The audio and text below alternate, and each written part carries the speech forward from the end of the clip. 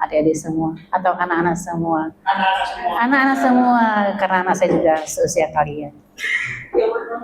Ada. Seusia Bang Daniel. Baik, dikasih tema tentang sebenarnya ini tentang parenting ya. Tante bukan ahlinya parenting, tapi Tante mengalami, menghidupi karena sudah punya 3 putri. Dan sebelum kita ngobrol-ngobrol, tolong Daniel dibagikan dulu dan tolong diisi.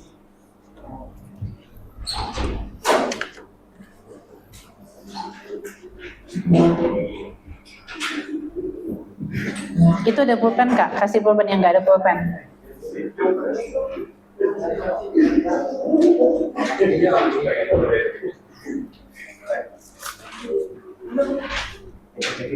Isi dengan jujur ya. Nggak usah kasih nama, nggak apa-apa. Usia berapa saat ini? Namanya Eno. Udah.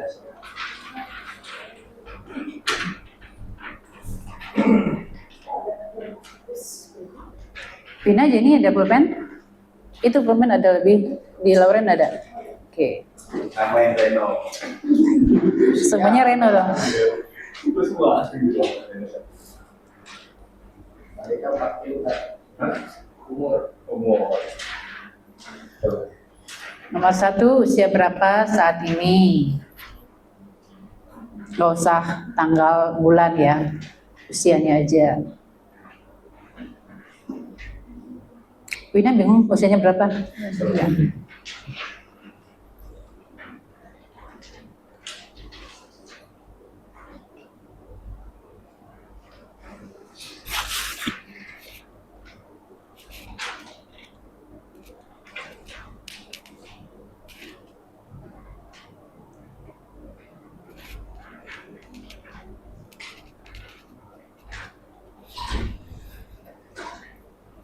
Hendaro dapat.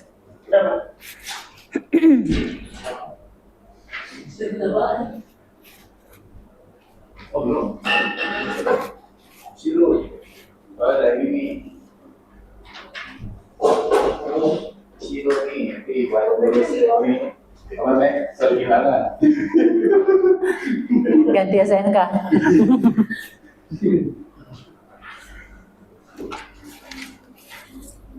Siang ini dari kelas dari kurang ini.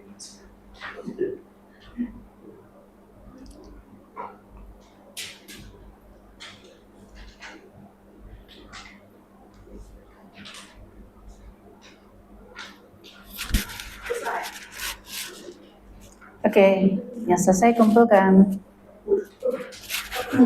Ketahuan ya?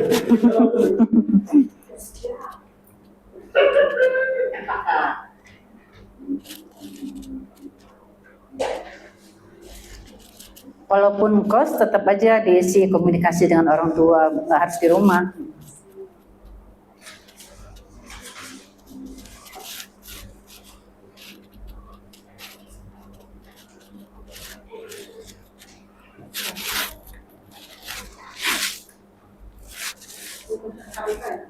Ya, kumpulin KDK. Nanti KDK nyontek.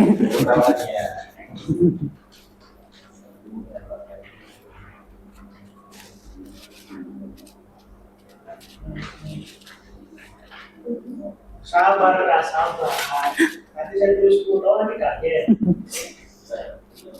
Lagi ngitung tahun, Andaro. Dia lagi itu apa ya?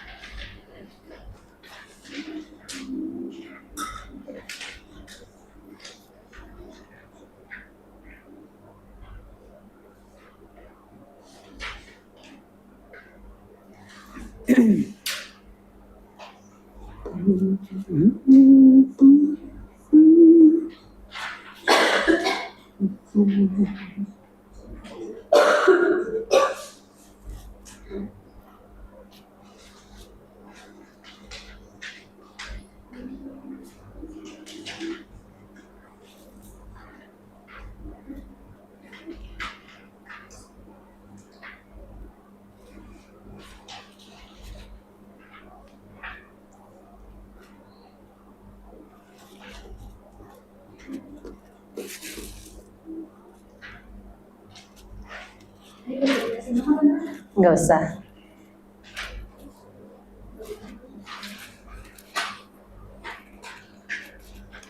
Nggak usah Kak, soalnya sih dibaca, terus dibagi satu. Bacain. Ini. Apa? Iya betul. Tenang aja. Iya iya. Ini gimana Bapak? Iya. Tahu. Sama biru-biru.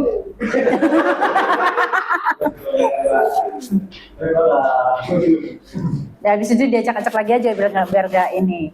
Kalau takut dibacain. Terbakar ya gitu. Gimana? Pak Leon. Udah? Saya mau baca. Daniel, saya mau baca. Makasih ya.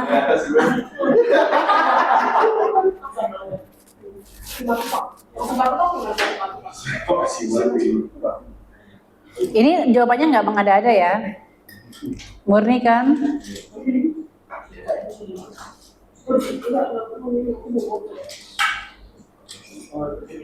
Apaan?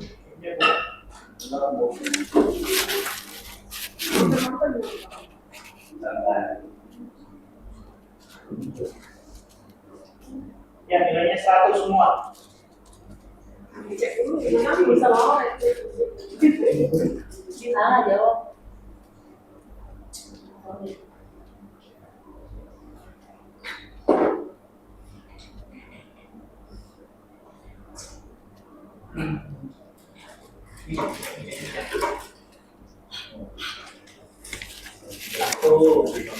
Ada saya balik satu nih agak ini. Agak lain. Agak lain.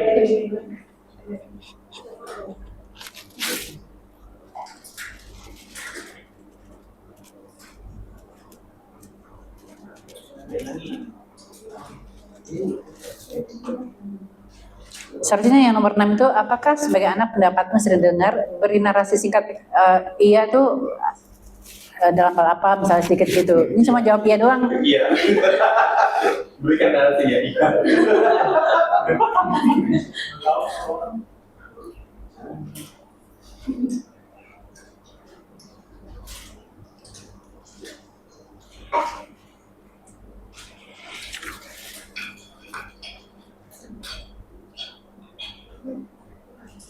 Ada yang saat ini apa yang kamu inginkan dari orang tuamu? Beri narasi singkat. Hidup sehat, panjang umur. Sebenarnya jawabannya bukan itu. Saat ini, ya itu pasti ya, itu pasti doa kita. Tapi yang apa yang kita inginkan dari orang tuamu? Ya misalnya saya ingin orang tuaku lebih bijak lagi, lebih apalagi seperti itu kalimatnya. Kalau hidup sehat, panjang umur itu udah pasti doa kita.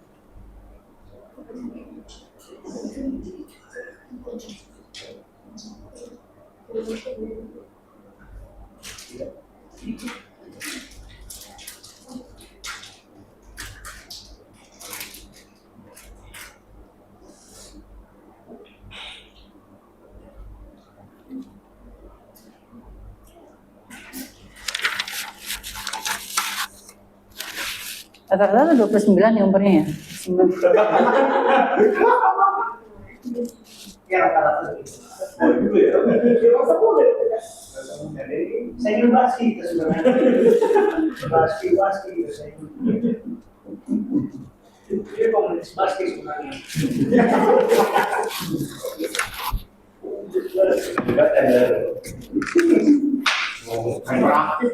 Gua lagi rilis tes sebenarnya.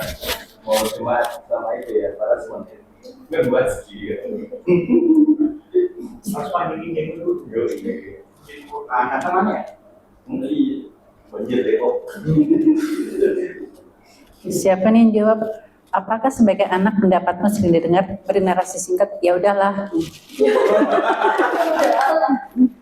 Ya udahlah. Jadi adalah Ya sudah.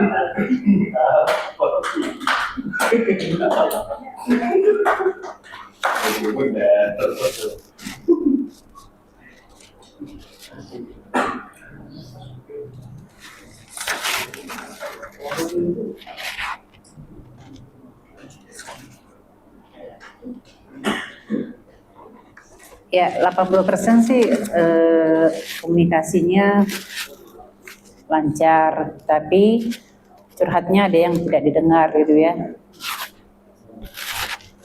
Kenapa dikasih kuesioner seperti ini? Karena dari judulnya tadi kan kita sebagai anak, apa sih yang kita tahu dari orang tua kita untuk kita gitu loh. Terkadang kalian lebih nyaman curhatin sama temen, ya enggak? Siapa yang nyaman? Tergantung ya. Oke, kita buka ayat dulu. Amsal 17 ayat 6.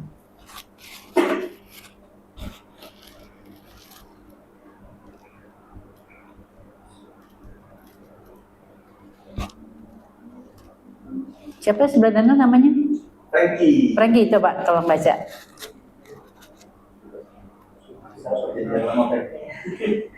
Mahkota orang tua adalah anak cucu dan kehormatan anak-anak adalah nenek moyang mereka. Iya. Apa sih artinya? Mahkota orang tua adalah anak cucu.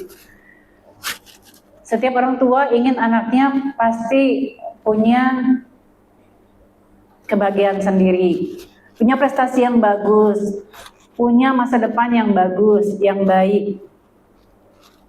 Tapi kan itu tidak semudah yang diinginkan orang tua. Banyak hal seperti contoh dari kecil anaknya dilesin segala macam. Tapi hasilnya tidak seperti yang diharapkan orang tua. Dan orang tua merasa, anak-anak merasa terpaksa, kenapa sih gua harus les ini itu? Pernah nggak kalian waktu kecil, kenapa sih gua pulang sekolah harus les ini, les itu, kapan gua istirahatnya? Ada yang seperti itu, waktu kecil udah lesin, atau nggak pernah dilesin sama sekali? Nggak pernah.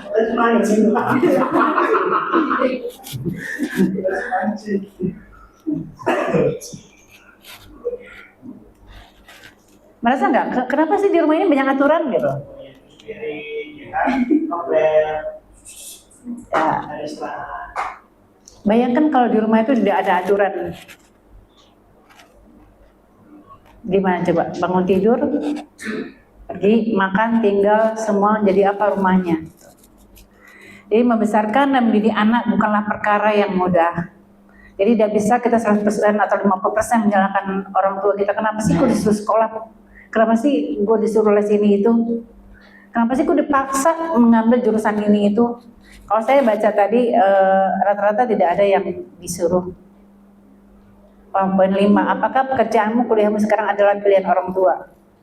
Pilihannya sendiri masing-masing ya. Ada yang disuruh orang tuanya, kamu ambil kedokteran aja. Nggak ada yang dokter ya sini ya? Atau kamu ngambil guru aja gitu. Guru kerjanya mulia. Gitu. Ada? Nggak ada. Ya. Atau orang tuanya juga nggak ngerti, anak gua mau jadi apa ya? Gitu, caralah. Gitu. Itu dia. Ah, itu dia. Dandar juga itu dia. Andar itu dia juga. Nggak tentuin. Jadi pilih masing-masing. Lalu dari kuesioner ini juga ada yang menjawab tidak pernah komunikasi. Ada yang menjawab curhatnya tidak pernah didengar. Ada yang menjawab orang tuanya otoriter dan masa bodoh. Gitu. Tapi pernah nggak kalian bertanya, mencoba memancing pertanyaan kepada orang tua, gitu, mengajak bicara? Kan kalian merasa gue kayaknya nggak didengar nih, gitu. Apalagi yang adanya banyak gitu kan, mah tadi tuh di sekolah gini mah, udah, gitu kan, udah sana. Pernah nggak gitu? Enggak ya? Harusnya sih enggak ya. Dan umur sih. Kalau ngomongnya umur saya waktu SMP diikuti. Tapi kalau saya yang ngomong di usia sekarang, itu sih pasang. Pasang apa? Iya, pasang telinga. Oh gitu. Jadi kalau di keluarga itu tergantung tes umur. Kalau adikku, si Iwan ngomong, ada yang pendapat, kadang dia nulir. Tapi nanti kalau misalkan dia lulus misalkan, kemungkinan potensi denda besar. Karena kayak juga udah ada strata ya. Oh jadi dia nggak udah mulai dewasa, udah bisa berpendapat gitu ya. Sebetulnya sih dari kecil anak-anak kan diajar untuk didengarkan juga gitu. Di rumah itu Lauren ini udah gede sampai sekarang. Setiap pulang kantor, semua anak-anak saya masuk kamar saya gitu, cerita. Setiap hari, ya kan Kak? Ya jadi Lauren, Gloria, Valerie gitu, itu contoh ya karena tante merasa ya ini yang tante alami gitu, dan tante kasih kesaran ini supaya kita juga apabila mengalami hal-hal yang tidak kita rasa kita tidak inginkan dari yang kita harapkan, tidak berkecil hati gitu, karena orang tua juga kenapa seperti memaksa Andaro kamu harus jadi insinyur. Ternyata setelah diselidiki, oh papanya dulu nggak berhasil jadi insinyur, jadi anaknya dipacu untuk jadi insinyur. Gitu. Nah itu lihat sisi baiknya, Gitu.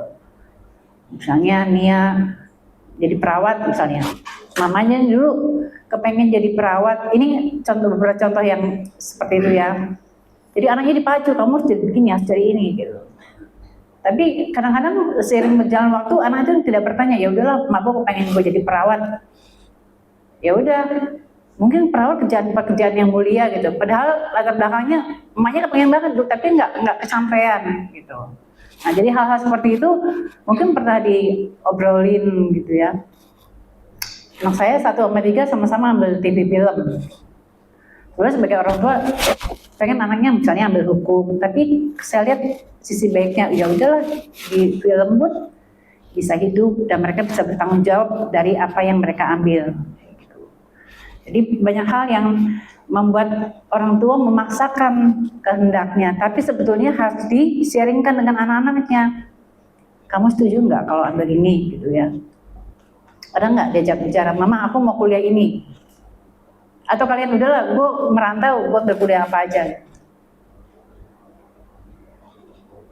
Daniel misalnya, kamu kuliah, ngomong nggak ke mama, aku pengen kuliah ini, atau terserah kamu? Kalian mau kuliah aja sih. Kuliah, kalau mama kan kurang mungkin di jurusan atau apa gitu. Tapi aku berarti sih kuliah gitu, kuliah karyawan, saya sini organisasi. Yang penting informasi tahu dan orang tua mendukung, gitu ya. Jadi banyak juga firman tadi mengatakan mahkota orang tua adalah anak cucu dan kehormatan anak-anak ialah nenek moyang mereka. Nah anak-anak juga kenapa ini berkaitan? Kita dipaksa orang tua, sebelum dipaksa diatur orang tua menjadi anak yang baik, anak kuliah, anak sekolah lah ya, sekolah yang benar supaya kita menjadi orang gitu ya. Dan nantinya ketika kita menjadi orang tua, anak ini menjadi orang tua, cucu kita bangga, oh ya mama gue jadi ini, mama gue bisa ini, seperti itu. Ya sekalipun dia seorang petani, misalnya petani yang sukses, anaknya akan bangga dengan orang tuanya, dan orang tua pun akan menjadikan anaknya mahkota ketika anak-anaknya itu tumbuh berkembang sesuai dengan apa yang mereka inginkan. Untuk berhasil tentu banyak faktor penentu. Yang pertama, bimbingan orang tua, kemauan belajar anak yang tinggi, kepatuhan sang anak kepada orang tua. Pastinya ada biaya yang mendukung. Kerjasama antara orang tua dan anak, itu contoh idealnya, gitu ya. Tapi tidak sedikit anak-anak yang berjuang sendiri. Ya udah gue kuliah aja deh. Yang penting gue kuliah bisa nyenengin hati orang tua, itu anak yang baik ya, bisa nyenengin hati orang tua. Tapi orang tuanya sendiri tidak mengerti anaknya kuliah apa segala macam. Tapi kalau anak yang bertanggung jawab, ya udah gue kuliah. Yang penting gue bertanggung jawab atas apa yang gue ambil dan gue tetap lapor ke orang tua. Dan orang tua pun mungkin kekurang tahuan orang tua tentang pengetahuan tentang jurusan yang sekolah kita ambil itu membuat mereka bukannya cuek sebetulnya. Mereka tidak tahu. Ya enggak? Mereka tidak tahu apa yang mereka apa yang anak-anak ambil gitu loh ketika mereka sekolah. Tapi yang harus kalian tahu adalah satu hal. Setiap orang tua pasti mempunyai doa untuk anak-anaknya yang terbaik. Dia tidak mengerti tentang pendidikan, tapi dia seperti orang di kampung, dia bertani, kerja keras, kebun segala macam, mengirim uang untuk anak-anaknya bisa sekolah. Jadi kalau merasa orang tuanya cuek, tidak peduli gitu, itu tidak 100% seperti itu. Pasti ada sisi-sisi lain yang orang tua sangat pikirkan tentang anak-anaknya. Tapi ada juga orang tua yang otoriter gitu loh, memaksakan kehendak. Karena seperti yang saya bilang tadi, orang tuanya merasa gagal ketika masa lalunya. Kemudian orang tua ingin memenuhi apa yang orang tua inginkan. Atau untuk prestis, kalau orang kaya, yang satu dipaksa jadi dokter, jadi polisi, jadi apalah gitu. Punya teman nggak seperti itu? Anaknya dipaksa. Ada kan seperti itu. Nah, itu dampak psikologinya kan nanti. Oh ya, tante punya teman dari SD sampai dia kuliah itu juara terus. Karena orang tuanya menginginkan anaknya ini untuk jadi orang berhasil. Dan dibuktikan ketika selesai kuliah, ini mah ijazahku.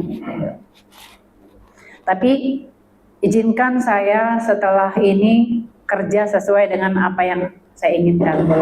Mamanya menginginkan dia kerja kantoran jam 8 pulang jam 5 gitu ya. Tapi ternyata anaknya jadi reporter, jadi kerja di Femina, tahu ya majalah Femina zaman dulu, Femina, kerja di SCTV gitu-gitu. Yang akhirnya menimbulkan konflik. Sementara menurut anaknya, aku sudah memberikan dari SD, SMP berapa tahun? SMA 12 tahun. Kuliah 4 tahun. Jadi berapa tahun semuanya? 16 tahun. Udah cukup mah katanya gitu. Yang terjadi sekarang adalah konflik ibu dan anak menjadi kepahitan kepada orang tua. Itu dari sisi yang pemaksaan ke orang tua. Kita baca Titus 2 ayat 4 sampai 6.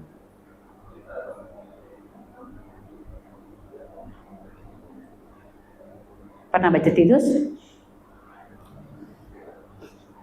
Tadi dikasih cepat. Samuel, baca Samuel. Titus 2 ayat 4. Dan dengan demikian mendidik perempuan-perempuan muda mengasihi suami dan anak-anaknya. Ayat 5. Ia bijaksana dan suci, rajin mengatur rumah tangganya, baik hati dan taat kepada suaminya. Agar firman Allah jangan diuji terhadap. Ayat 6. Demikian juga orang-orang muda. Sampai 5 aja. Jadi orang tua juga diajar untuk mendidik anak-anaknya dengan kasih, dengan bijaksana, karena supaya tidak menimbul kepahitan ke orang tua.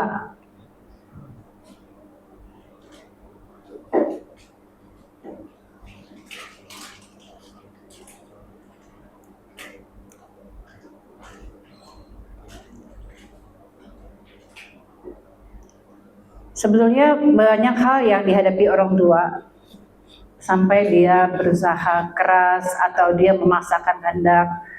Satu hal mungkin dia khawatir juga kalau anak ini tidak sekolah nanti mau jadi apa. Kalau anak ini tidak sekolah nanti masa depannya bagaimana gitu ya. Kalian pernah berpikir nggak seperti itu? Oh ya, gue dipasangnya supaya nantinya kalau gue nggak sekolah gimana ya, sementara sekarang aja sarjana banyak yang nganggur gitu ya. Di sini siapa yang merasakan maksudnya, oh iya ya, baru sadar gitu, oh iya ya, ternyata orang tua gue benar gitu.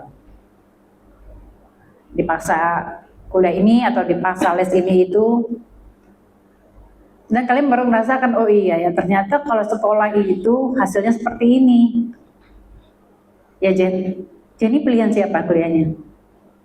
Jenny sendiri pilihan, maunya sendiri. Orang tua tahu ya, dan mengizinkan ke Jakarta.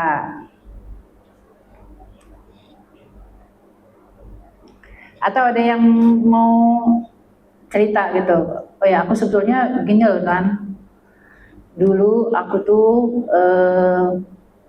nggak mau nih ke Jakarta, tapi karena di kampung seperti ini ya. Atau dulu aku tuh tidak mau sekolah ini, tapi karena mama memaksa aku ya udah deh ikut aja deh gitu. Ada yang cerita?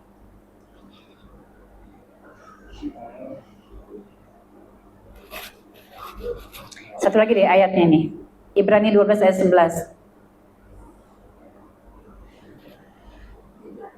Ibrani 12 ayat 11.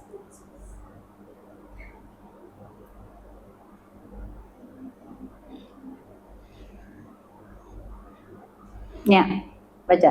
Memang tiap-tiap ganjaran pada waktu yang diberikan tidak mendatangkan sukacita, tapi kemudian yang menghasilkan buah kebenaran itu diberikan kepada mereka yang berada. Amin. Memang tiap-tiap ganjaran pada waktu ia diberikan tidak mendatangkan sukacita, tetapi duka cita. Tetapi kemudian ia menghasilkan buah kebenaran yang memberikan damai kepada mereka yang dilatih olehnya. Jadi ketika hajaran itu datang kan nggak sukacita, merasa kita tuh enak banget ini gitu. Tapi ujungnya mendatangkan seperti firman katakan, menghasilkan buah kebenaran yang memberikan damai kepada mereka yang dilatih olehnya. Jadi yakinlah adik-adik semua bahwa apapun yang orang tua lakukan itu adalah yang terbaik sih untuk anaknya. Tapi dengan bijaksana tentunya. Ya enggak? Ya kan? Tidak ada orang tua yang ingin menjerumuskan anaknya gitu ya. Kecuali yang di sana-sana mungkin ada yang sebagian kecil gitu ya. Tapi orang tua di dalam Tuhan memastikan, mengharapkan anak-anaknya semua tumbuh, berkembang, berkarir, hidup bahagia. Bahagia tidak hanya karena banyak materi, tapi apalagi yang sudah kenal kebenaran, anaknya bahagia ketika anaknya hidup di dalam kebenaran firman Tuhan. Nih firman Tuhan buat orang tua. 3 Yohanes 1 ayat 4. Anda loh. Kan mau jadi orang tua nanti kan? Bagiku tidak ada sukacita yang lebih besar daripada mendengar bahwa anak-anakku hidup dalam kebenaran. Ya, lebih dari segalanya kan, lebih dari mau gaji anakmu berapa ratus juta, berapa M, tapi kalau tidak hidup dalam kebenaran, itu mendukakan hati orang tua, hati Tuhan terutama. Jadi bagiku tidak ada sukacita yang lebih besar daripada mendengar bahwa anak-anakku hidup dalam kebenaran. Itu doa setiap orang tua. Mau kalian gimana, harus tetap di dalam Tuhan.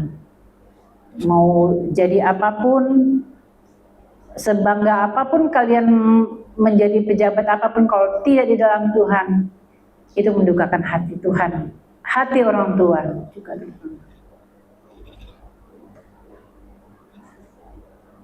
Dan sebagai orang muda, kalian di Mazmur 119 ayat 9 berkata, dengan apakah seorang muda mempertahankan kelakuannya bersih? Masih udah tahu ya ini ya. Dengan menjaganya sesuai dengan firman-Mu. Banyak sekali ya tantangan di dalam pekerjaan dan kuliah yang mengajak kita untuk hidup tidak benar. Tapi firman Tuhan mengatakan dengan apa kita menjaganya? Dengan melakukan firman Tuhan. Jadi konflik-konflik antara anak dan orang tua yang sepertinya ada miskomunikasi karena orang tua tidak mengerti, anak tidak mengerti apa sih kemauan mama gue nih, apa sih kemauan papa gue gitu. Kok masa-masa jadi itu.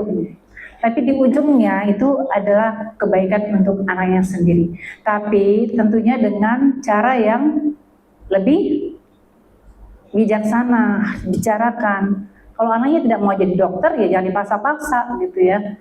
Udah habis berapa ratus juta, miliaran, tapi anaknya dipaksa terus, ujung-ujungnya DO semester 5 karena dia tidak niat di situ. Jadi pada sore hari ini kita boleh mengkoreksi diri masing-masing, apakah yang sudah aku jalani ini adalah kehendakmu Tuhan, terutama kehendakmu Tuhan gitu ya. Kemudian apa yang kita pikirkan tentang orang tua kita selama ini, mungkin orang tua kita ada salahnya, pasti sebagai orang tua pasti ada salahnya, tidak mungkin tidak ada salahnya. Kita juga harus belajar untuk, apalagi yang saya lihat anak-anak muda yang setia setiap hari Sabtu di sini, tidak boleh langsung menghakimi mama papaku parah nih gitu ya. Semua gue jalani sendiri gitu, semua gue jalani sendiri. Ada lagi yang bilang, kenapa sih bang kita miskin gitu ya, sampai gue nggak bisa kuliah nih gitu. Nggak boleh seperti itu. Orang tua pun pengen anaknya bisa kuliah, orang tua pun pengen anak-anaknya berhasil, orang tua pengen anak-anak juga bahagia seperti yang lain. Jadi tante mau kita di sini bersikap dewasa, bersikap rendah hati, bijaksana. Orang tua tuh bebannya banyak banget, apalagi kalau anaknya banyak, ya kan? Ada iya, karena tidak hanya satu yang dipikirkan, gitu ya. Jadi kita coba refleksi diri, lihat, oh iya, ambil positifnya gitu, sedikit. Oh iya ya, aku ada sekarang ini, walaupun mungkin ya kalian setelah kuliah bisa biaya sendiri gitu ya. Jangan merasa bangga, nggak boleh bangga. Ada andil orang tua kok.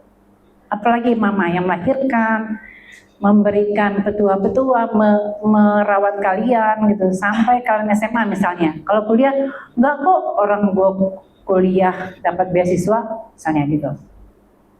Separuh hidup gue biayain sendiri gitu. Enggak boleh ada terlintas seperti itu. Semua karena pertolongan Tuhan melalui orang tua kita. Jadi jika sore ini di antara kita ada yang pernah luka sama orang tua, ada yang pernah kepahitan gitu ya, minta ampun sama Tuhan. Lalu coba kalau orang tua kita memang orangnya cuek, masa bodoh, sekali-sekali kalau yang udah kerja, yang tinggal satu rumah misalnya, satu kota, ajak, makan yuk gitu, makan bareng yuk. Yang sudah bekerja tapi tinggal di luar kota, nih ada doang 100.000 nih buat beli pulsa misalnya. Itu tuh kebahagiaan orang tua luar biasa, walaupun 100.000. Itu bentuk perhatian. Mereka merasa diperhatikan di tengah penatnya mereka mengurus adik-adik kalian misalnya di kampung gitu ya. Itu ada suatu macam vitamin yang menguatkan mereka. Oh iya, anakku ini. Di antara letihnya orang tua mengurus suami, anak-anak yang lain gitu ya. Tapi ada satu anak yang memberikan perhatian. Nah itu adalah support vitamin yang luar biasa buat orang tua. Gitu. Jadi kalau dilihat, kadang-kadang orang tua juga merasa ketakutan sendiri. Cara mereka menunjukkan kasih itu berbeda gitu ya. Ada yang pakai pukul misalnya gitu. Lo nggak mau ini wajar gitu, pukul gitu. Mungkin dari beberapa kita mendapat pukulan dari orang tua, tapi sebenarnya hatinya pun pengen anaknya tuh tetap menjadi berhasil, menjadi baik. Tidak ada orang tua yang menginginkan anaknya menjadi penjahat. Nggak ada kan? Iya. Sekalipun orang yang penjahat, dia tetap anaknya ingin menjadikan anak yang baik. Jadi rasa kita sama-sama memperbaiki hubungan kita dengan orang tua, dengan Tuhan terutama gitu ya. Kalau kita takut Tuhan, pasti kita juga akan menghormati orang tua.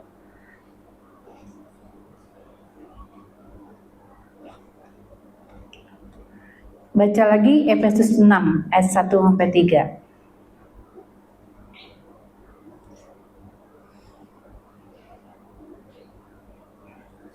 Angga.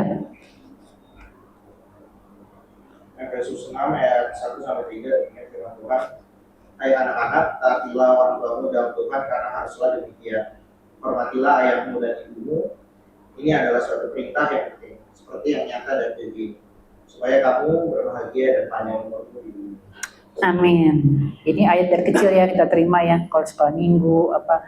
Tapi ayat ini bukan cuma jadi ayat hafalan, tapi kita jalani gitu. Mau bahagia nggak? Mau bahagia nggak semua? Hormatilah orang tuamu, kata firman Tuhan. Ya.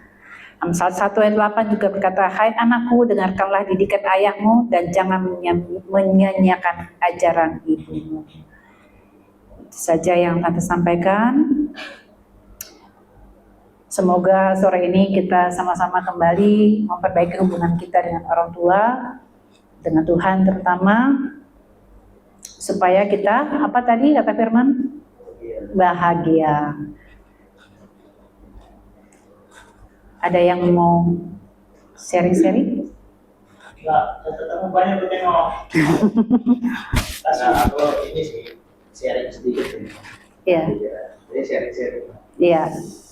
Sebetulnya tadi yang udah ngomong sama Tante itu maksudnya kalau misalnya orang tua pengen kita ini, pengen kita itu, ya kan tujuannya memang baik gitu. Dan kalaupun memang orang tua berbuat kesalahan dan segala macam, ya memang ada ketidaktahuan dari mereka, karena yang aku pahami adalah mungkin ya pun juga baru sadar mungkin berapa waktu kebelakang setelah melalui berbagai musim atau fase hidup gitu lah istilahnya. Berapa sih umurmu? Berapa fase? Masih 25 tapi kan Iya. kecil-kecil udah banyak gitu lah ibaratnya. 30. Ya, dewasa berarti kan. Nah, yang aku pahami adalah dari mindset saat ini dan mungkin kedepannya aku harus apa ya, aku harus jaga gitu kalau misalnya punya anak gitu kan, adalah orang tua tuh ya hidup di dunia ini tuh menjadi orang tua itu baru pertama kali gitu. Jadi memang ya mungkin kalau mereka bikin kesalahan, mungkin dia pengen anaknya seperti ini, karena di masa lalu pun mereka punya hal-hal yang memang punya trauma, tapi atau misalnya punya arah sesuatu ke anaknya supaya jangan sampai mengulangi. Ya karena memang mereka jadi orang tua itu baru pertama kali di dunia. Dan ya kita sebagai anak sih sebenarnya at least gitu ya punya pengertian akan hal itu gitu. Ya mungkin kalau misalnya beberapa teman-teman yang tahu kan, kalau gue sendiri kan ya itulah cara orang tua gitu. Cuma hal itu bagiku nggak bikin aku parah gitu. Maksudnya aku menyadari bahwa kita harus melihat sisi baiknya yang memang yang kita alami. Kayak aku sendiri kan ya orang tua kan berpisah gitu kan ibaratnya. Terus pasti banyak hal yang sedih gitu mungkin pas lagi zaman kecil segala macam, mungkin hal-hal yang memang nggak pantas gitu dilihat oleh anak gitu ya, isinya ya segala macam gitu yang memang bikin pada akhirnya bikin menjadi suatu luka. Cuma memang saat itu ya puji Tuhan walaupun orang tua yang gitu, tapi aku merasa dapat privilege karena orang tua aku juga masih bertanggung jawab, at least untuk berikan materi, menyekolahkan, misal aku butuh apa masih penuhi gitu.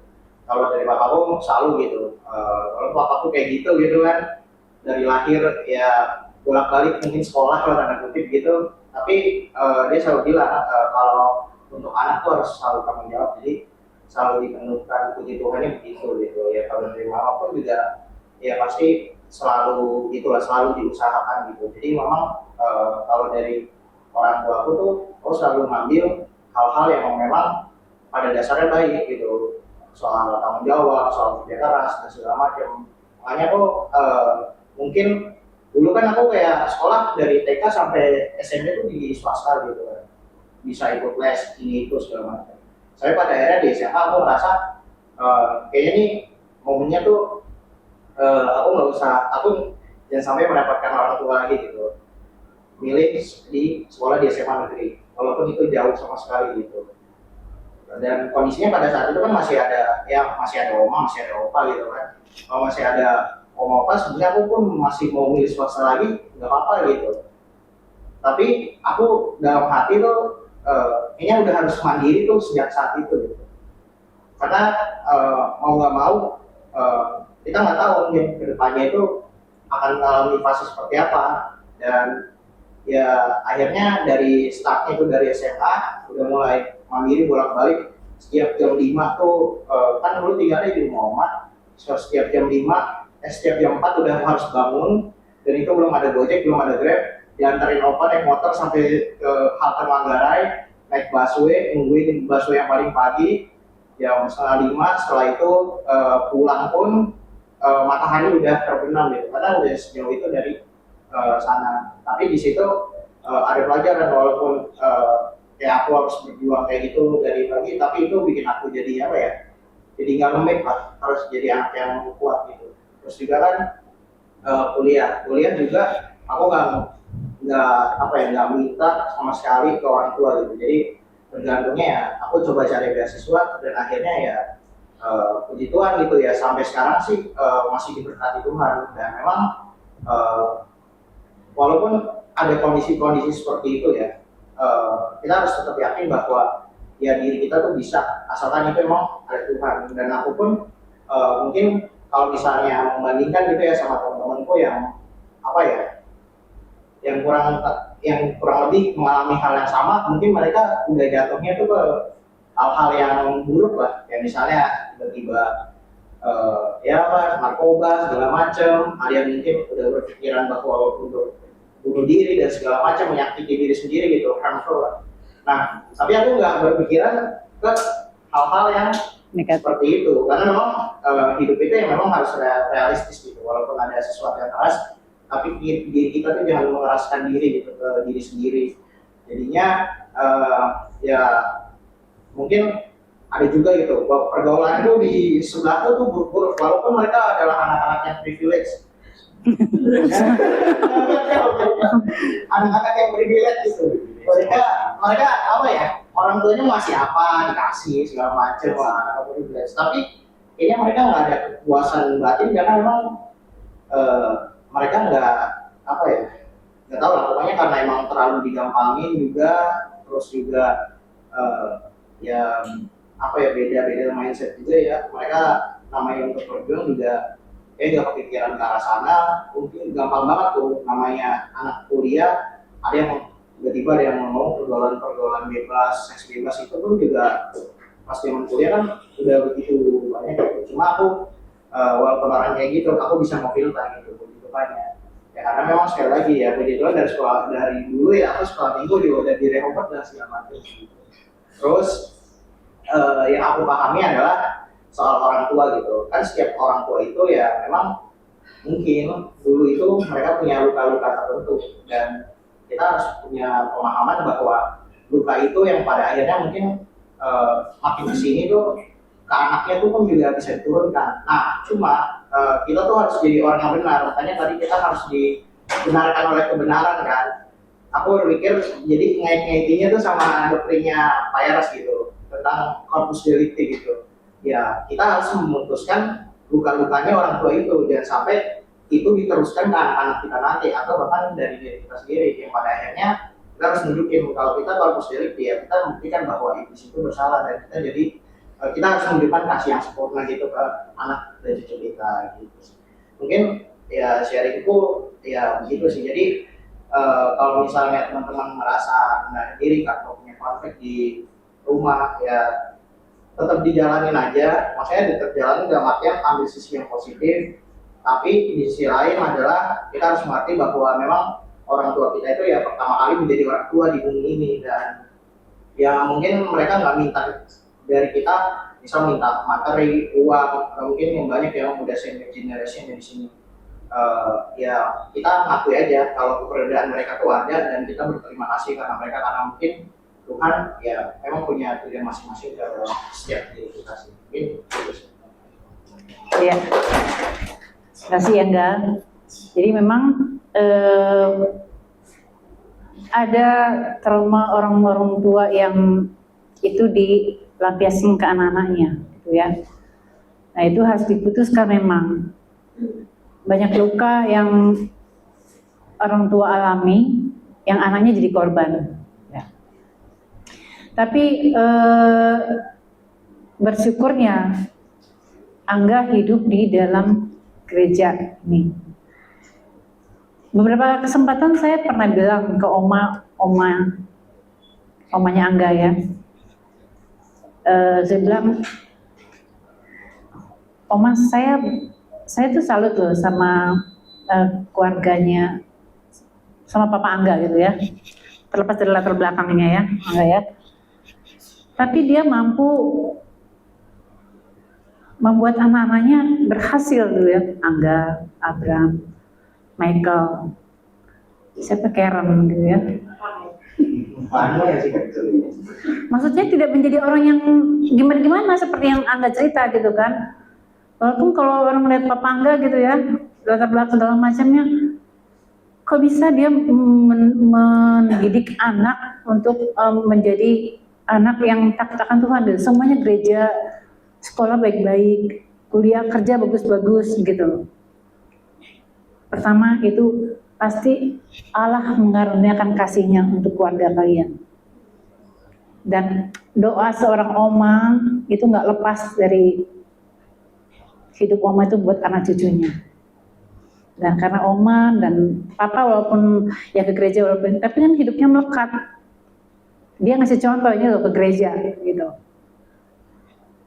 Yang penting gereja dulu. Tapi dan kalian sekolah minggu di sini itu Tuhan perhitungkan. Ya dan kalian jadi bisa mengampuni orang tua yang ya dengan masa lalu segala macam gitu kan. Nah, kalau dia mungkin keras, tapi kalian kan sudah mengerti firman. Oh iya, papa gue begini, mungkin latar belakangnya masa lalunya begini. Ya kan? ya kalau aku sih pernah tuh ada satu konflik sama bapak gitu. Kan emang nggak serumah kan, terus kita ribut-ribut chat gitu, karena emang nggak ngerti posisiku. Tipikalnya tuh papa tuh anxious lah, maksudnya kalau nggak di call di WA itu nggak dibales berapa lama, padahal kita lupa sebagai anak gitu posesif gitu, apakah dibalas segala macam. Akhirnya sempat ada satu ribut gitu. Cuma emang aku melihatnya oh ya udah mungkin ya khawatir gitu kan, jadinya dulu mungkin di Opa juga begitu, jadinya nurunin anak-anaknya juga gitu, terlalu protektif atau gimana. Iya. Ya seperti yang nggak bilang, orang tua itu kan baru sekali jadi orang tua gitu kan, jadi belajar sambil mendidik sambil belajar gitu loh. Nggak ada pendidikan menjadi orang tua gitu kan. Sekarang aja jadi ada seminar parenting ini parenting itu kan. Kalau zaman dulu kan ya udah besarkan anak gitu. Yang hidup di gereja hidup dengan firman ya belajar dengan kebenaran. Kalau yang enggak ya sudah, yang penting anak gue kasih makan, kasih sekolah udah, tanpa pendidikan spiritual yang bagus. Tuh, jadi puji Tuhan Angga tumbuh menjadi anak yang di dalam Tuhan yang benar-benar menghidupi kebenaran, pertahankan terus.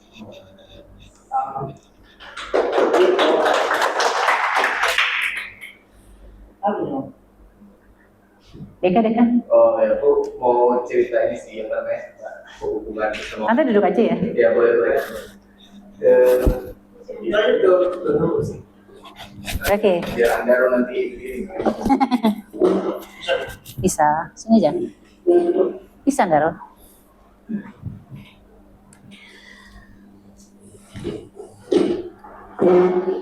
Ya, silakan Daniel. Kamu cerita ini sih, lumayan berkesan sih pengalaman pas.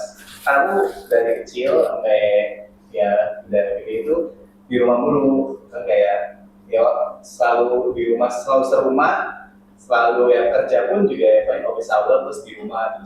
Terus tahun ingat banget 2023 itu ada kesempatan keluar kota hampir setahun gitu. Nah itu benar-benar agak kegok sih sama komunitas komunikasinya kan. Biasa di rumah ya udah ngobrol seadanya kan ya di rumah juga gitu. Akhirnya sih pas apa namanya ngerantau lah ya istilahnya tuh ngerantau.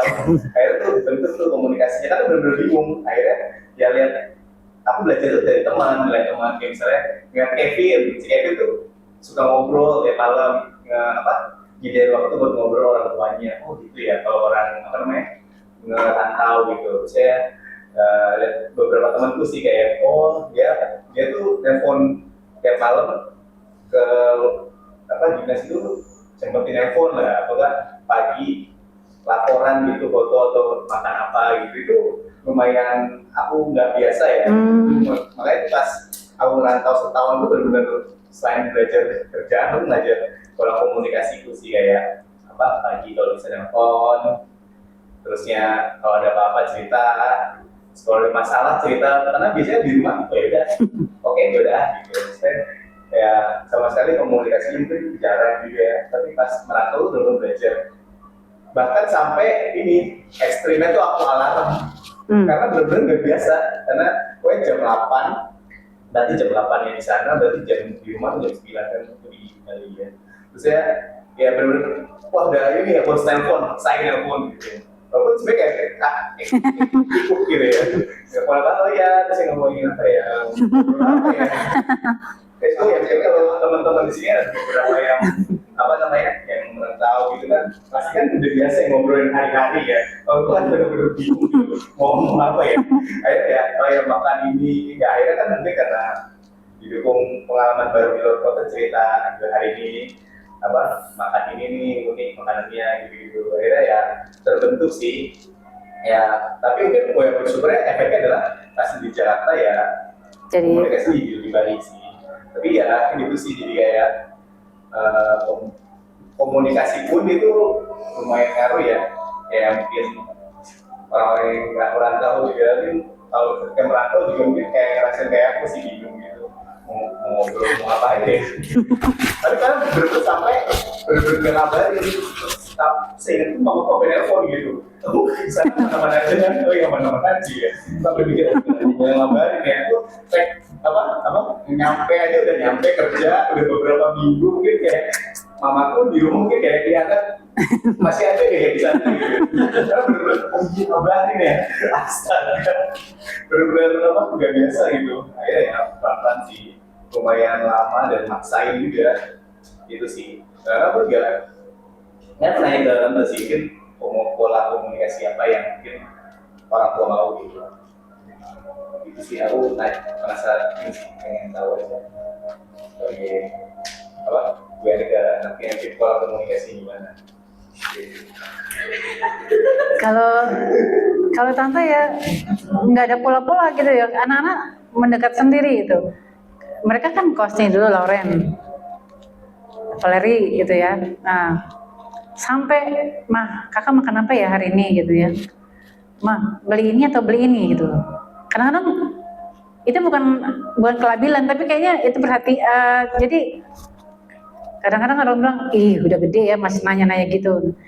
Nanti kalau dia nggak nanya kan kita kan mencari-cari kok anak ini nggak nanya gitu. Jadi itu pola yang memang terbentuk di rumah gitu loh. Si Gloria kan saya suka dulu waktu SMP SMA saya suka marah sekali gitu ya. Tapi pas mau tidur dia selalu dadah mama gitu. Sampai sekarang mereka juga semua kalau masuk kamar saya pas mau tidur dadah mama gitu, apa gitu. Jadi itu kan karena kebiasaan dari kecil yang kita polakan di rumah. Jadi terbawa sampai sekarang gitu. Nah tadi tuh dengan kamu merantaunya ke Bali itu kan menjadikan pengalaman berharga. Menjadikan komunikasi kamu lebih baik. Itu terlalu juga sih berminggu-minggu nggak ngabarin orang tua gitu loh. Minimal kamu sampai, Bu, aku udah sampai gitu loh. Aku tinggalnya di sini gitu. Orang tua kan khawatir. Tapi mamamu juga nggak nanya gitu ya, nggak? Apa memang tipe yang cuek juga? Ya, tapi karena juga dia juga nggak biasa ya anaknya perantau gitu. Tapi itu kok akhirnya dia mau duluan terus. Setelah berapa minggu tuh? Seminggu sih. Seminggu. Kalau sharing aku apa-apa aku kirim kok. Oh iya sini ke mana malam sini.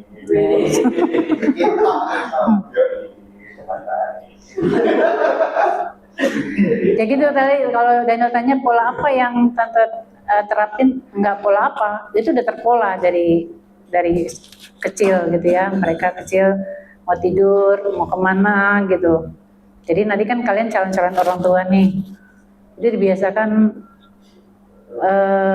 komunikasinya bagus-bagus, baik-baik gitu. Minimal ya kalau misalnya pergi, ya kalau orang muslim kan cium tangan apa gitu ya. Itu sekedar ya mama gitu, pergi ya mama gitu. Sampai mau tidur pun ya semua nih sampai sekarang masuk kamar dah mama gitu. Kadang-kadang nih di tempat kerjaan sampai sekarang, kakak makan apa ya mak? Misalnya seperti saking dia ninya ini atau ini ya gitu ya. Itu kan kadang sebagai orang tua gimana sih udah gede masih nanya ini atau ini gitu. Tapi itu adalah bentuk dia ke orang tuanya gitu, ketergantungan, kedekatan gitu. Suatu saat dia kan udah menikah tidak akan tanya-tanya lagi mama kakak makan apa ya, kan nggak mungkin gitu. Paling nanya masak apa ya mama kayak gitu.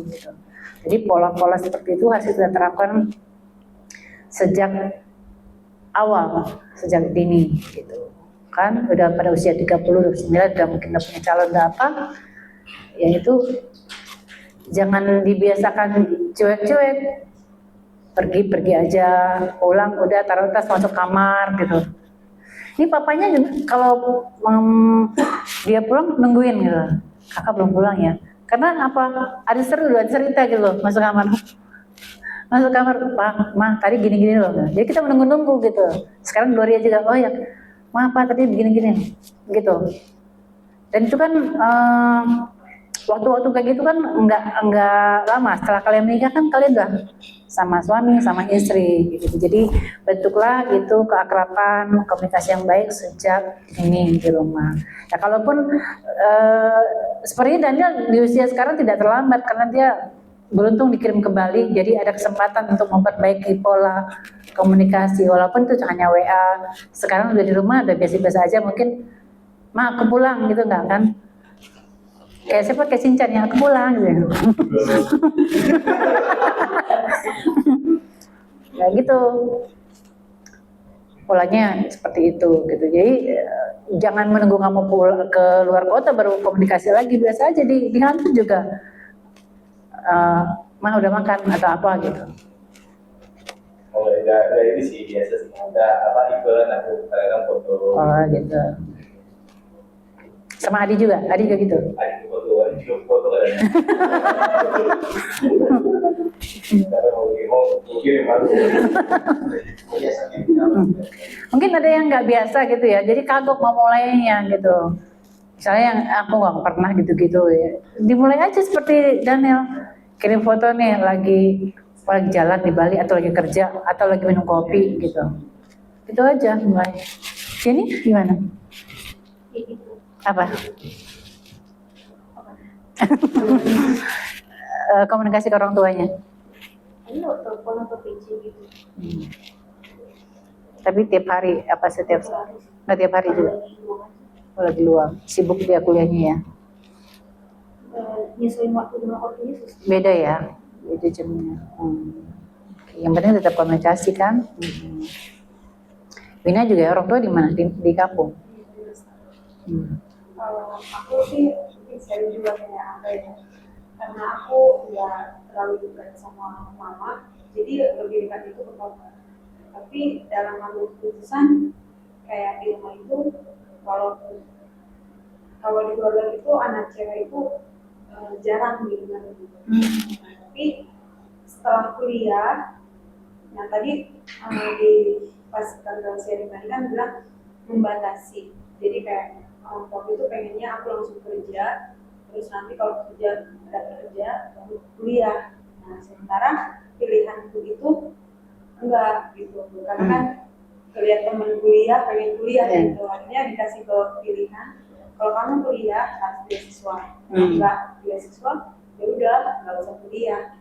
Jadi kan pas awal selesai SMA itu kan takut dia nggak punya uang, gimana mau kuliah gitu, akhirnya tes beasiswa di ada 24. Terus aku nanya, mak aku udah tahu yang miliknya gitu. Karena satu, memang mama aku tuh istilahnya background pendidikan dia itu semuanya polisi, jadi kayak tinggi, jadi kayak gitu itu kembali ke anaknya gitu. Dituntut kayak kamu udah gede, kamu harus sendiri.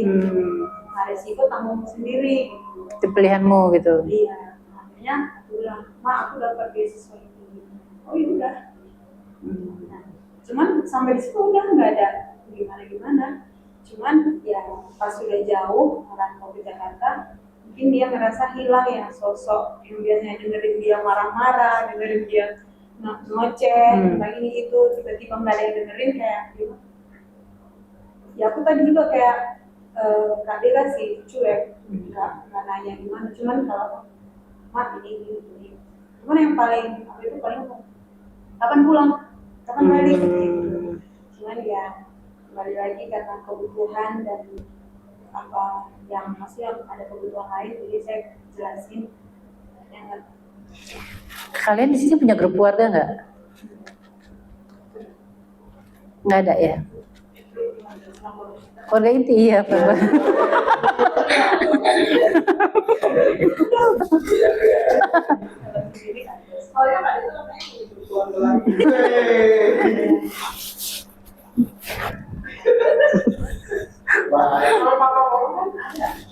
Ya grup keluarga inti misalnya mama papa kakak adik kita sekeluarga gitu.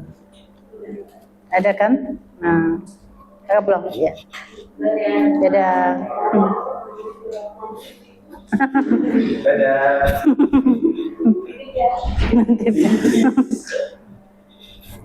Itu sebetulnya bisa komunikasi, bisa men-share di grup keluarga itu.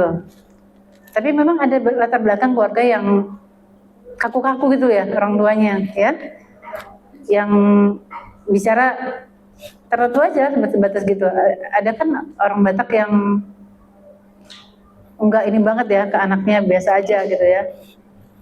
Komunikasinya maksudnya enggak cair gitu loh. Sebatas seperti yang mamamu tadi, udah makan atau di mana gitu, enggak. Iya kan? Iya. Kan ada grup keluarga yang rame banget, yang satu anak ngirim lucu-lucu ini, yang satu anak cerita ini gitu kan. Kalau belum ada dibikin aja grup keluarganya, keluarga inti. Kalau nggak ada gabung sama keluarga. Mau gabung sama Nia.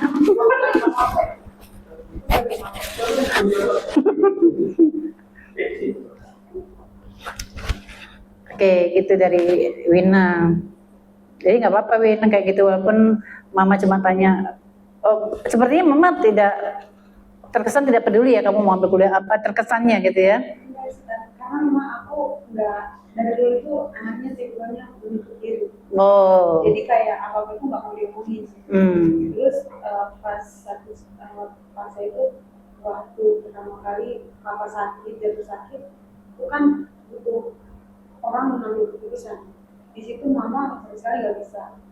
Akhirnya kakak aku yang laki-laki, abang aku yang laki-laki juga di situ pas jauh kan dari keluarga, mau nggak mau harus ada yang apa gitu. Dari situ kan mama mulai kayak, tapi jatuhnya itu mamaku yang nggak bisa mulai, jadi harus aku dulu yang mulai. Cuma udah maksudnya ya begitu udah sih. percaya ya. Udah kok belum ngomong, udah tarik nafas Sander. Jadi beberapa dari kita sebetulnya intinya sih sebetulnya baik-baik saja sih keluarganya gitu kan, hanya cara berkomunikasinya yang gimana Anda Ruth? Menarik dari 3 keluarga tadi. Kalau melihat sih memang jadinya bisa disimpulkan ya, ternyata bukan disimpulkan, kalau misalnya kita bisa bilang ternyata beda-beda metodenya bisa beda-beda, itu mungkin ada pengaruhnya kepada pendidikan orang tua kita di masa itu. Ada satu pernyataan dari seorang hebat, dia pernah bilang gini, you gak bakal pernah tahu kasih orang tua sebelum kamu jadi orang tua.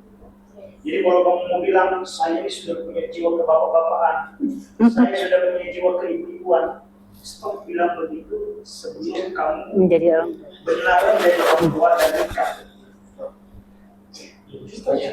Makanya tadi kalau mau relate ke pernyataan isi HP itu pertama kali mereka jadi orang tua itu. Terus kemudian kalau di atas sih kebanyakan orang tua gitu kayak ibu saya sendiri, bapak gue SMA.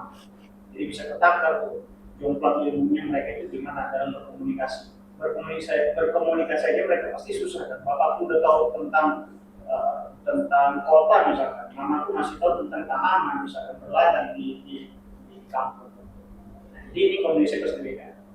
Jadi aku akhirnya berpikir, oke, sekarang saya S1 punya pengetahuan di ibu kota. Ya paling tidak mengertilah tentang pembahasan di ibu kota ini seperti apa, isu politik yang dibahas itu apa, teknologi yang sedang berputar sekarang ini apa misalnya. Paling tidak kita tuh mengertilah. Bumi bulat atau datar. Diskusinya seperti itu di ibu kota.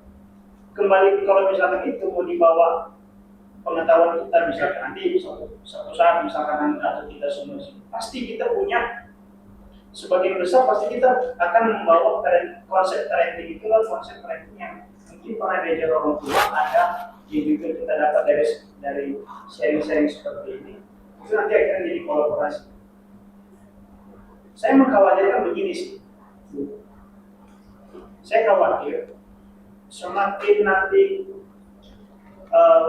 kayak tadi data bilang di umur yang sekarang ini semakin banyak orang tua itu yang S1 misalnya. Terus kemudian ada juga di layer selanjutnya itu tidak sekolah. Ada lagi, nah jadi itu kan ada konsep parenting pasti berbeda kan setiap strata ini tadi. Di umur kita yang sekarang ini kayak aku itu berpikir kalau aku ya sepantaran itu berpikir tentang apa anak itu di masa depan itu berbeda dengan cara berpikir anak. Teman-teman yang anak itu SD, yang penting aku punya anak terus sekolah yaudah, nggak dikasih set goal ke depannya kan. Nah, beda dikit kami. Ya aku ini berpikir, aduh punya mama papa kok rewel untuk biaya nikah. Nanti kalau nikah terus bagaimana ya nanti ya?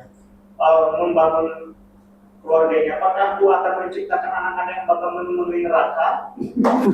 Atau aku akan menciptakan anak-anak yang berbakti berbangsa dan negara ini? Ada semacam itu akhirnya di pikiran kita yang semakin banyak mengetahui pengetahuan. Akhirnya kita takut untuk berkeluarga. Itu ada di saya sekarang. Ini kalau misalnya melihat, aku dari menikah ya, selain punya anak. Itu aku mikir, jangan sampai kayak foto-foto yang sekarang itu, kamu menikah, punya anak, kamu mau dibina ini seperti apakah dia hanya cuma jadi sampah masyarakat, tidak menjadi neraka, kota neraka, bagus kalau misalkan dia tadi itu kan kebanggaan mahkota keluarga itu keren banget, kan itu faktanya di semua orang tua itu ternyata sulit untuk mendidik anak-anak ini. Itu sih, jadi kesininya saya berpikir lengkap sekali penderitaan orang yang makin tahu banyak ilmu itu sebenarnya tidak semata-mata ya anaknya itu nanti bakal jadi top. Jadi misalkan kita yang udah S1 nih, yang mungkin lanjutin S2, kita yang S1 ini sekarang nih misalkan, pasti kita paling tidak berpikir, aduh mau set gimana ya ke depannya ya keluarganya ya. Kalau saya berpikir aduh, makin takut gitu. Karena ada ekspektasi kan, ekspektasi itu yang akhirnya saya dan coba back to the reality. Gimana caranya? Walaupun harus memutuskan untuk menikah misalkan, harus bagaimana bentuknya? Itu jadi kekhawatiran di kami. Itu kalau saya. Kalau tadi poinnya tadi itu oke lah. Kebanggaan orang tua. Bapakku bangga dengan aku. Kalau aku balik ke meja itu diskusi paling lama sama orang tua itu di meja. Ada minuman, ada makanan, minuman kita pokoknya. Jadi saya sama bapak saya itu ngobrol. Jadi aku sama aku tuh dekat. Kalau misalnya udah balik tuh ngobrol tuh bisa sampai panjang. Karena diskusi bisa kemana-mana, lebar. Jadi dia nyambung kalau sama saya. Kalau sama aku tuh karena tadi basic memang itu terbatas ilmunya. Saya hanya menyupport yang dia tangkap aja. Oh, aku hanya paham sini. Berarti aku mau lanjutin ke arah sini nih karena takutnya nggak nyampe. Jadi apa hanya diskusi seputar yang dia sampai aja. Entah seputar makanan atau seputar apa. Kalau sama aku tuh yang ngobrol yang diskusi. Dia mereka bangga ngeliat abangnya dari adik-adik itu akhirnya melihat itu lihat abang, selalu mereka pasti lihat Jadi role model. jadi role model, mama jadi ada beban. Kalau misalkan sampai saya ada jatuh di dalam dosa misalnya, itu pasti udah hierarki orang tua itu kayak benarnya itu benar dia dikatakan Alkitab. Kalau misalkan takut sama Tuhan tuh kebanggaan orang tua aku yang itu mereka sampai sekarang itu membanggakan sekali saya. Apalagi adikku sekarang ini udah tertarik masuk ke sana ke ekonomi, itu juga satu kebanggaan lagi yang lain. Nah, itu sudah terpenuhi sebenarnya kebahagiaan orang tua itu dari sisi itu sudah terpenuhi. Nah, tinggal sekarang delegasi ini ke saya, ke cucu. Berarti kan kalau tadi yang tidak bilang cucunya nih, sementara saya punya 5 tahun udah berbeda nih konsepnya. Itu yang jadi kekhawatiran ini. Konsepnya udah bergeser nih. Orang tua sudah tercapai goalnya, anaknya sudah masuk ke dalam kebahagiaannya, anaknya tahu kata-kata, itu bisa dapat bantuan. Let's say tadi misalkan aku yang buta bandel, itu udah nggak jadi mahkota, itu udah jadi kebahagiaan orang tua yang susah hati. Nah sekarang tinggal saya nih berarti kan, karena ada cucu misalkan tadi, butuh cucu misalkan. Nah ini yang ini yang harus saya. Ini dengan kekhawatiran yang tadi saya di kepala tadi itu banyak. Takut beda sama orang SD, teman-teman SD biasa, urusan belakangan. Bikin dulu misalnya begitu kan. Kamu nggak usah khawatir. Pertama, memang nggak boleh khawatir ya kegagalan. Yang kedua, kamu belajar dari Angga. Angga itu tumbuh dari orang tua yang maaf ya Angga. Kamu tahu kan bagaimana? Tapi dia tumbuh seperti ini gitu. Adik-adiknya. Jadi kekhawatiranmu tuh agak berlebihan sampai anak cucu nanti gitu. Serahkan pada Tuhan, itu Tuhan akan, kalau hidupmu benar, anak cucumu juga akan benar gitu. Dalam doamu gitu. Anak cucunya tidak akan meminta-minta. Itu secara materi yang Tuhan firmankan. Tapi secara yang moral ya mungkin yang kamu takutkan nanti ya. Bagaimana dengan perkembangan zaman segala macam. Itu serahkan pada Tuhan. Kemampuan kita terbatas untuk hal-hal yang seperti itu. Saya 10 saudara, satu-satunya sarjana. Bagaimana bangganya mama papa saya itu. Mama saya orang kampung, bahkan SD mungkin ya. Papa saya SMA atau gitu. Kampungnya kampung banget di kaki gunung gitu. Ketika tamat SMP saya disuruh Jakarta. Saya bingung sekolah apa ya? Nggak ada. Orang tua saya sih komunikasinya baik-baik sama saya, sangat sayang. Tapi mereka tidak mengerti sekolah udah Jakarta aja. Karena di kampung nggak ada SMA. Saya masuk SEMEA. Selesai SEMEA, saya kuliah apa ya? Nggak pernah diskusi sama orang tua. Saya ambil entah gimana caranya. Pokoknya saya lihat koran, dia dulu kan koran semua. Koran, kampus ini nggak begini. Saya kuliah. Selesai belum kuliah saya ditarik kerja di satu perusahaan. Mama saya bangga lagi gitu. Jadi saya beruntungnya hidup nggak macam-macam. Walaupun dari tamat SMP sudah di Jakarta, hidup saya tidak macam-macam. Hidup saya juga dalam keprihatinan. Kakak saya yang bantu kuliah, saling bantu kayak gitu. Dan ya bertumbuh seperti itu. Beruntungnya kakak saya yang pertama ngajak saya ke sini tuh ke gereja Pantekosta, dan saya udah mulai aktif di remaja gitu. Jadi kita bersyukur kalau kita tuh pemuda-pemuda ini udah ditangkap Tuhan, supaya kedepannya melangkahnya tuh udah benar gitu loh. Jadi kalau kekhawatiran kamu tentang bagaimana berumah tangga, nanti di bimbingan pernikah kamu akan diajarkan.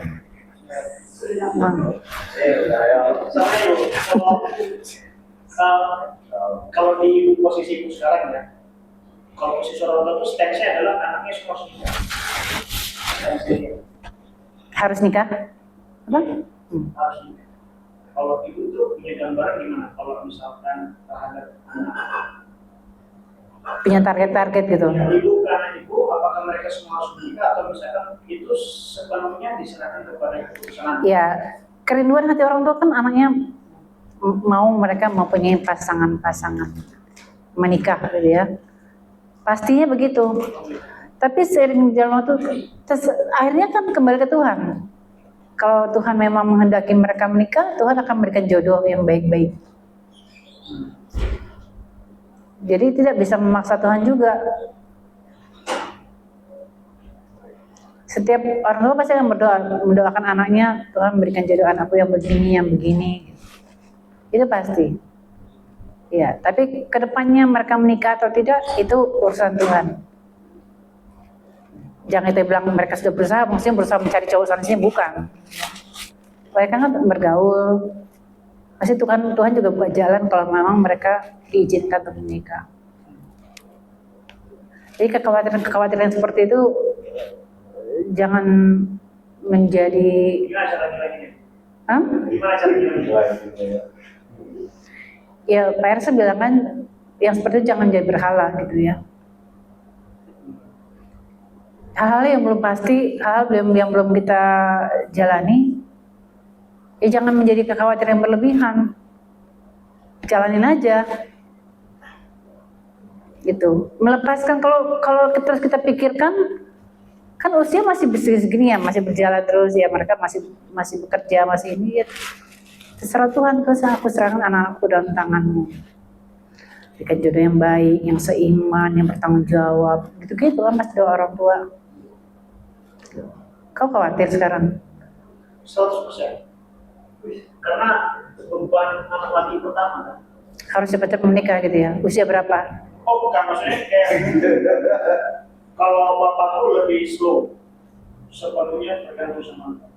Satu kali kamu bilang, oke, ready, siap, kita siap. Ya kalau mamaku ada target dia, kalau jangan lama-lama. Cuma di sisimu, aku Belum siap ya? iya, karena terlalu banyak tahu informasi. Secara mental. Terlalu banyak tahu informasi. Iya. Saking banyak. Setiap rumah tangga kan mempunyai kehidupan yang berbeda, jadi kamu jangan trauma melihat kehidupan orang lain gitu. Kayak kamu punya pola masing-masing. Kamu mau membawa rumah tanggamu kemana gitu. Yang kamu harus pikirkan bagaimana jodohmu ini bisa sama-sama jalan seiring bareng Tuhan gitu. Jangan mikir gimana nantinya ya, anak gue nanti gue didik gimana. Itu mah parentingnya berjalan nanti gitu. Kalau kekhawatiran kamu belum dapat jodoh, nah itu mungkin. Oh, itu saya nggak tahu, Bu. Kalau bagian begitu, kalau misalkan aku bilang nih seorang rumah, carikan. Pasti dapat. Bisa carikan. Iya. Atau misalkan dari sisi aku sendiri, aku mencari, aku pas, ya laki, keuntungan laki-laki ya. Ada lah ya. Iya, keuntungan laki-laki itu sebenarnya adalah dia mau di umur berapa aja pasti dia bisa dapat. Tapi kan kamu mendapatkan beban dari orang mama kan yang Iya. Iya. Nah, terus ditambah. Nah ini yang sulit di informasi. Saya itu terlalu rasional, jadi agak sulit untuk menerima sesuatu yang aku nggak bisa ukur. Kalau aku bisa ukur, aku aman. Jadi kalau aku ada sesuatu yang tadi kita maksud kekhawatiran yang kita nggak bisa ukur, ini kan variabel yang sedikit mengkhawatirkan. Tapi kalau misalkan ibu mau bawa, nah jangan jadi berhala. Nah itu sedikit menyentuh sih, iya sih. Kalau aku agak sedikit menjadikan itu semacam kekhawatiran yang jadinya. itu mengganggu hubunganmu dengan Tuhan. Iya. Iya. Cuman ya itu konsep apa ya, kita karena di teknik selalu Perhitungan. diukur. Itu sih, jadi karena dasar lagi. Ya, insinyur yang udah di dalam Tuhan nggak boleh begitu lagi memikirnya. Iya, kamu itu. Nah, kamu harus belajar dengan. Kenapa?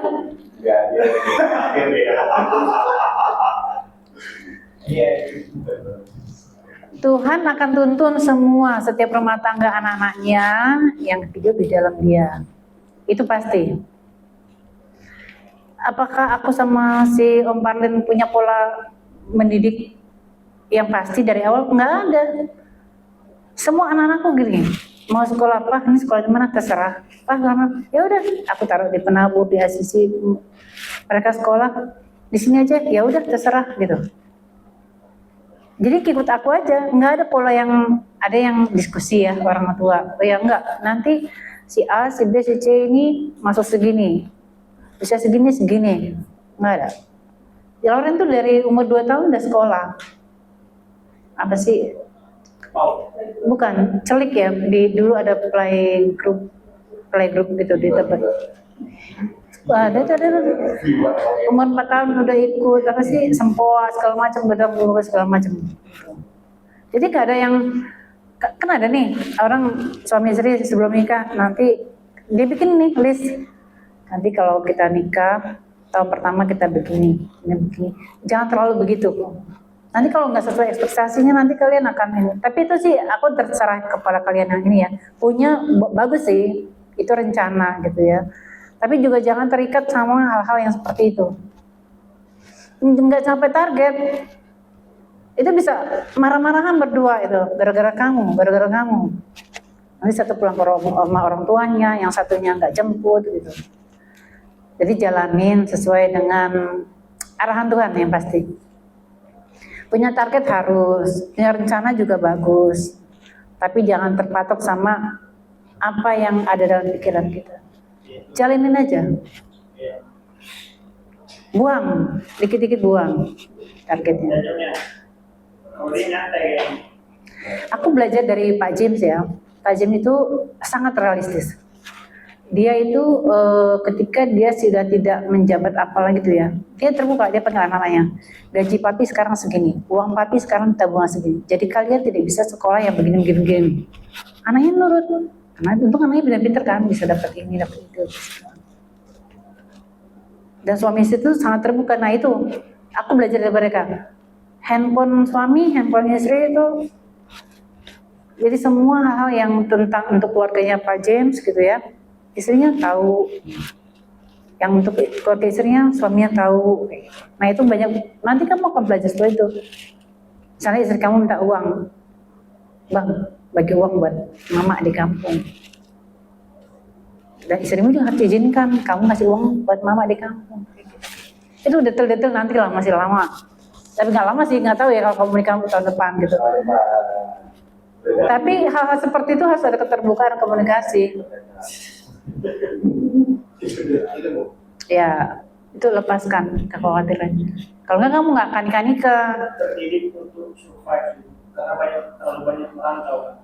Jadi udah gak dekat sama orang tua sebenarnya, hubungan. Mungkin laki-laki ya, aku juga dari taman SMP dari sini gitu. Tapi kan karena perempuan kan lebih ke orang tua lebih dekat gitu, banyak ngobrol.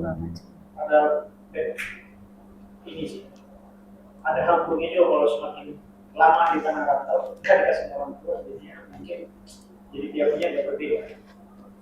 Tapi dia 1 tahun di Bali, jadi baik hubungannya. Oh saya baik, kalau di hubungan saya itu baik. Cuma saya itu terlalu banyak. Terlalu berlebihan. Iya. Begini tuh yang harus dikontrol. Dirubah. Ya itu aja ya. Jadi teman-teman, adik-adik belajar komunikasi yang baik dengan orang tua. Mungkin orang tuamu pikir nggak memperhatikan selama ini. Yakinlah di dalam hatinya tuh nggak ada yang nggak memikirkan anak-anaknya. Sejahat-jahat orang tua pasti dia akan berpikir yang baik untuk anaknya. Itu pasti. Misalnya 3 anak, kok dia mama lebih sayang sama dia ya, nggak ada. Sama pasti. Hanya terlihat aja di dalam ya, kita cara orang tua perhatian kita itu kok dengan karena 3 anak 4 anak tuh dengan karakter berbeda. Jadi orang tuh punya treatment yang berbeda memperhatikan anak-anaknya gitu. Jadi kita yang sudah dekat sama Tuhan jangan merasa apalagi ya kayaknya punya rasa jealous lah sama adik, sama kakak, marah sama orang tua. Dan nanti berharap kita semua di sini, termasuk ya Lauren, anak-anak dan di rumah, kita semua yang mudah tahu kebenaran itu lebih wise lagi ya, lebih punya hati yang mengampuni itu harus ada gitu. Kalau punya hati mengampuni rasanya lega gitu ya. Merasakan kalau punya hati yang ya udah gue udah maafin dia, udah lepas gitu. Jadi segala kekhawatiran kita tentang masa depan kita, tentang orang tua kita serahkan pada Tuhan. Tuhan yang akan memulihkan hubungan kita sama orang tua. Tuhan yang akan juga kekhawatiran orang tua tentang kita Tuhan akan cukupkan. Tuhan akan tentukan waktu-waktunya buat kita semuanya. Waktu nikah juga Tuhan akan pastikan jodoh kita Tuhan kasih yang terbaik. Ya, coba Ando ya. Ando berapa saudara? Reno. Abang sama apa? Oh, Apa aja. Oh, makanya. Dua saudara ya. Sama mama baik-baik kan? Biasa aja kan? Biasa aja sih. Biasa aja. Ya, anak laki-laki gitu ya, kurang-kurang ini ya. Ada yang jauh-jauh, tapi ada juga yang dekat gitu. Malam hari ini kita mari mengkoreksi setiap kita, lihat sisi baiknya dari apa yang orang tua lakukan untuk kita. Mungkin kita pernah kepahitan, pernah luka dengan kata-kata orang tua kita, pernah sakit hati dengan sikap-sikap orang tua kita. Malam hari ini Tuhan memberikan kita kesempatan untuk kita melepaskan pengampunan buat orang tua kita. Mau ya semuanya? Ya, sekecil apapun itu. Karena menjadi orang tua itu tanggung jawabnya berat sekali. Mereka juga berusaha untuk mendidik kita supaya menjadi seperti sekarang ini. Supaya menjadi lebih baik lagi. Ya, itu saja sharing kita tutup.